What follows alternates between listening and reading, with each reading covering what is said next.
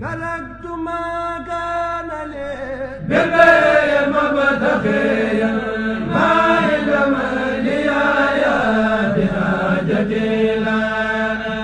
يا أيها الذين آمنوا كتب عليكم الصيام كما كتب على الذين من قبلكم كتب عليكم الصيام كما كتب على الذين من قبلكم لعلكم تتقون.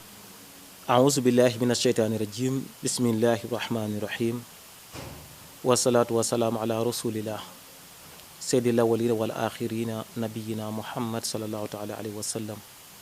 mbokk yi topp groupe communication UCAB FM UCAB TV rawatina seen naafilaay bés bi ñu dëkk ak yéen ci guddik fukkeel gi ak juróom.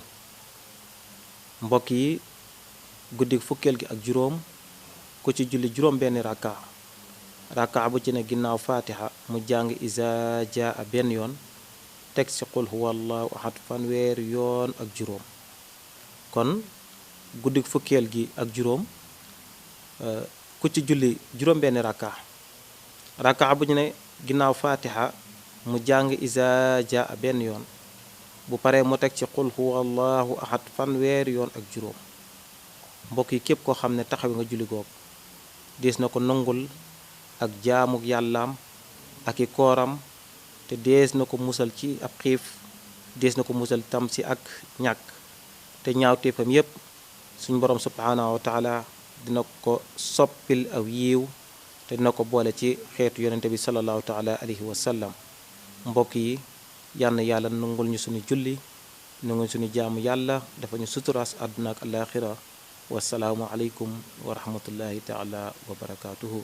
تركت ما كان لي بالبيع مبتغيا ما علم لي يا بحاجتي لنا. يا أيها الذين آمنوا كتب عليكم الصيام كما كتب على الذين من قبلكم كتب عليكم الصيام كما كتب على الذين من قبلكم لعلكم تتقون.